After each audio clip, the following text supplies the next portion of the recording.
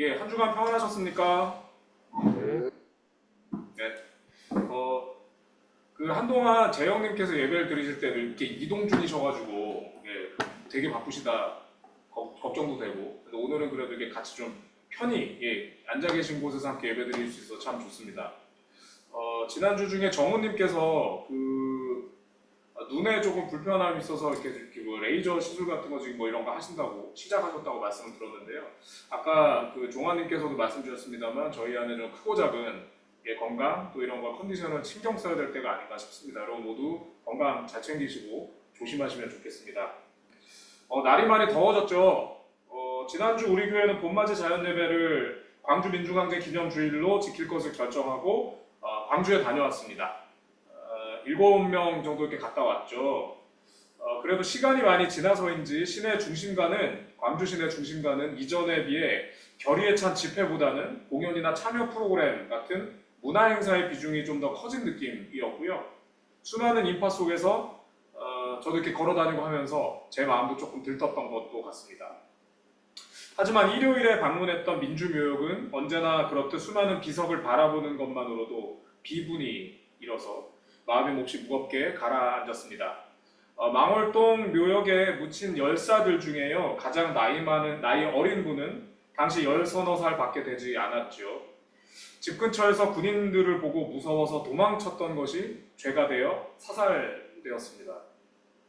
증언에 따르면 도망치다가 벗겨진 신발을 챙기려고 멈칫했던 것이 그만 조준사격의 빌미를 제공했다고도 하죠. 우리는 지금 2024년을 살고 있습니다만 아직도 이 땅의 많은 자리는 분명히 자리매김되지 않은 과거의 시간에 멈춰 있거나 여전히 구시대적 폭력에 노출되어 있습니다. 내 삶을 충실히 살아가면서도 이웃의 삶에 관심을 가져야 하는 이유는 바로 여기에 있습니다. 내 돈 내고 내가 먹어왔던 식당이 어느 날 하루아침에 없어져 버리는 것, 아무 고민 없이 마셨던 커피의 가격이 갑자기 폭등하고 있는 것, 우리는 그렇게 지금의 합리적 가치와 역행하는 삶의 자리에서 고통받는 이들과 연결되어 있기 때문입니다. 불가에서는 이 같은 인연을 인드라망이라고 표현하기도 하죠. 생각하지 않아도 되는 삶의 자리와 내가 연결되어 있음을 생활 속에서 계속 기억하는 것은 사실 많이 힘들고 불편한 일일 것입니다. 하지만 여러분, 어떤 이들의 노력과 희생이 있었기에 지금의 내가 당연스럽게 누리는 권리가 형성되어 있음을 비단 특정 정치적 지세가 아니더라도 이것은 인정할 수밖에 없는 사실일 겁니다. 지금의 투쟁이 미래의 역사를 만든다고 누가 말했던가요? 비록 우리가 전선에 설 수는 없지만 그 같은 자리에 선 이들을 기억하는 것, 그리고 그들을 응원하며 기도하는 것은 서로 연결되어 있는 생명들 모두가 하느님의 마음 안에서 행복하게 살길 바라는 것, 매우 단순하지만 무척 소중한 이 삶의 신앙의 중심 주제를 실천하는 것이라 하겠습니다. 우리는 그렇게 함께 살아갑니다. 아무쪼록 여러분 모두와 함께 살아가며 또한 연대하는 이웃들의 몸과 마음에 하늘의 평화가 깃들길 기원합니다. 지난주 소위 서울대 N번방 사건이라는 이름으로 온 세상을 떠들썩하게 하고 있는 뉴스를 여러분 보셨거나 들었던 기억이 나십니까? 같은 학교를 다닌 사람의 얼굴 등 특정 신체 부위를 합성해서 만든 음란물을 유통하고 또 공유했던 범죄, 한국의 대학 중 가장 상위에 위치한다는 그곳에 게다가 졸업한 후 판검사나 변호사 등 실로 아무나 범접할 수 없는 사회적 위치에 이르게 되는 이들이 자행했다는 이 범죄는 세상을 그야말로 경악하게 하고 있습니다. 피해자만 해도 거의 수십 명에서 100여 명에 이르는 엄청난 인원이기도 하지요. 실제로 가해자 중에는 현직 변호사 등의 현직 법조인도 있다고 한다는 것을 아마 여러분 들어보셔서 알 겁니다. 성평등, 포괄적 성교육, 성인지 감수성, 무척 오랜 시간 굉장히 많은 사람들이 노력해왔지만 2020년 디지털 성폭력 사건 이후 슬프게도 대한민국은 아직 한 걸음도 전진하고 있지 못한 것 같습니다. 저는 비록 얼마간은 매우 미미한 이 성평등 성교육에 대해서 개인적으로 미미한 참여를 하고 있습니다만 사실 이런 얘기를 접할 때마다 몹시 기운이 빠지고 내가 지금 뭐 하고 있는 건가 라는 무기력해지는 마음이 들기도 합니다. 오늘 우리가 함께 읽었던 성서를 다시 한번 생각해 봅시다. 놀랍고도 반가워라. 평화가 왔다고 외치며 복된 소식을 전하는구나. 이사야서 본문은 아주 격정적인 환희로 가득 차 있습니다. 내용 중 기쁜 소식은 미래가 아니라, 여러분 그 시제를 좀 느끼셨나요? 기쁜 소식을 전하는 자여 지금 그것이 전해지고 있구나, 전하는구나 라고 하는 건 지금 진행되고 있다는 개념이겠죠. 내용 중 기쁜 소식은 이처럼 미래가 아니라 눈앞에서 펼쳐지고 있는 듯한 현재 진행형으로 묘사됩니다. 시점의 차이는 있지만 이사야서 본문을 보면서 저는 그 격정과 환희라는 측면에서 시문의 그날이 오면 이라는 시가 떠올랐습니다. 그날이 오면, 그날이 오면, 삼각산이 일어나 더덩실 춤이라도 추고 한강물이 뒤집혀 용솟음칠 그날이, 이 목숨이 끊어지기 전에 와주기만 하량이면 나는 밤하늘에 나르는 까마귀와 같이 종로의 인경을 머리로 들이받아 올리오리다. 두개골은 깨어져 산산조각이 나도 기뻐서 죽사움에 오히려 무슨 한이 남으오리까. 그날이 와서, 오 그날이 와서 육조한 넓은 길을 울며 뛰며 뒹굴어도 그래도 넘치는 기쁨에 가슴이 미어질 듯하거든. 드는 칼로 이 몸의 가죽이라도 벗겨서 커다란 북 만들어 들쳐매고는 여러분의 행렬에 앞장을 서오리다. 우렁찬 그 소리를 한 번이라도 듣기만 하면 그 자리에 거꾸러져도 눈을 감겠소이다. 실로 오늘 함께 읽은 이사야서 본문의 감격에 비견할 만큼의 격정이 아닙니까? 하지만 이 본문의 원판은, 우리가 아까 읽었던 이사야서 본문의 원판은 포로기, 국가는 참담하게 멸망했고 하느님의 도성이라던 예루살렘의 성벽은 뜯겨나갔고 성전은 송두리째 파괴되었으며 눈앞에서 가족과 친지가 살해당하는 것을 그저 지켜봐야 했던 이들이 낯선 땅으로 끌려간 상황, 아무 희망도 찾아볼 수 없던 시기에 남겨진 기록입니다. 바빌로니아의 신 마르둑에게 그만 죽어버렸다고 지배자들이 으스대며 조롱하는 나의 신 야훼, 언제 재건될지 알 수 없는 국가, 또 언제 돌아갈지, 아니 그런 날이 오기는 할지 알 수 없는 나날들, 이 시기의 상황을 가늠할 수 있는 기록이 시편 137편에 남아 있습니다. 우리가 바빌론의 강변 곳곳에 앉아서 시온을 생각하며 울었다.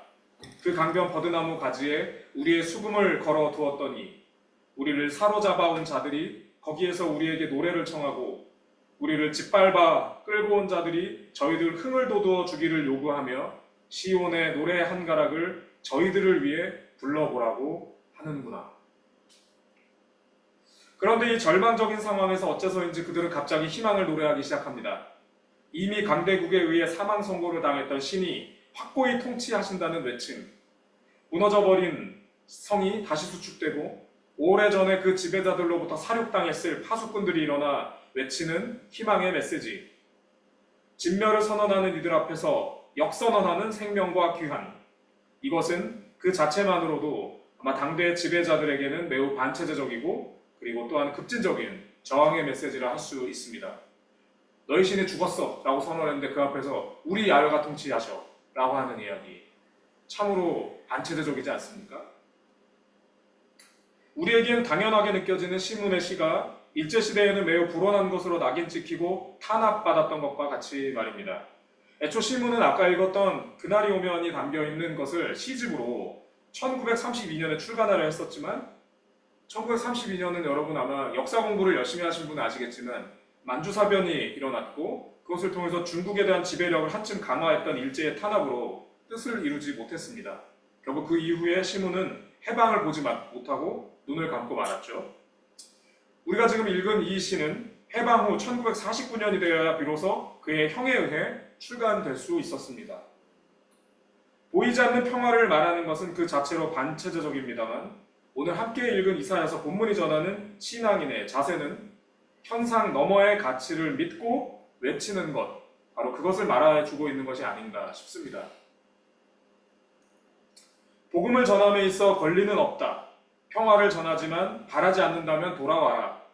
이어서 함께 읽었던 두 본문 역시 당대 공동체가 녹록하지 않은 상황에 처해 있었음을 암시합니다. 실제로 고린도 교회의 배경이 되는 고대 도시 코린트는 동쪽 지중해 물류와 유통의 중심 지역이었던 바, 부와 권력이 집중되었던 관계로 예수신앙 공동체와 같은 신생 종교 집단에 대해서 별로 관심이 없었습니다. 당연히 포교가 쉽지 않았겠죠. 또 공동체 내적으로는 이분들이 다 사회적으로 돈 좀 있거나 권력이 좀 있거나 한 분들이다 보니, 다시 말해 사회에서 좀 한다는 분들이 모인 관계로 분쟁이 끊이지 않았습니다. 사랑하는 여러분 모두는 각자 처해 있는 상황에서 분명 무언가 열심히들 하고 계실 겁니다. 하지만 각자의 자리에서 개인적인 것이든 사회 구조적인 것이든 변화와 진보보다는 답보나 후퇴의 느낌이 강하게 드는 것은 또한 어쩔 수 없을 겁니다. 분명 신고임에도 불구하고 지난해에 이어 올해도 서울시의 불허로 서울 퀴어문화축제 조직위원회가 광장을 사용할 수 없게 되는 것, 바로 그 텅 비어버린 서울시청 광장의 모습이 무언가 계속 후퇴하고 있는 것 같은 지금의 상황을 단적으로 보여주고 있는 것이 아닌가 싶습니다. 하지만 여러분, 우리가 지금은 매우 당연하게 인식하는 이 인권이 보편성, 여성 참정권, 그리고 어린이 청소년 인권과 같은 주제들은 모두 수천 년, 수백 년, 그리고 수많은 이들이 외치고 염원했던 결과임을 잊지 않았으면 합니다. 지금의 우리가 신앙의 양심과 합리성에 입각해 말하고 외쳐야 할 것이 있다고 느껴지신다면 조심스럽고 겁나며 부끄럽지만 전합시다. 보이지 않는 평화를 외치고 나서는 것은 우리가 함께 공유하고 있는 신앙이 이 비정하고 차가운 세상에서 할 수 있는 최선의 실천이요 존재의 이유일 것입니다. 사랑하는 여러분, 전해 나갑시다. 보이지 않는 평화를. 그리고 외칩시다. 아직 떠오르지 않은 태양이 우리의 외침을 따라 마침내 떠오르고 말 것이라는 것을. 그렇게 현상에선 결코 상상하기 어려운 것이 가능케 되었다고 신앙 고백하는 것이 오늘 여러분이 또는 제가 맞이하고 있는 성령 강림절의 근본 정신이지 않겠습니까? 잠시 침묵하겠습니다.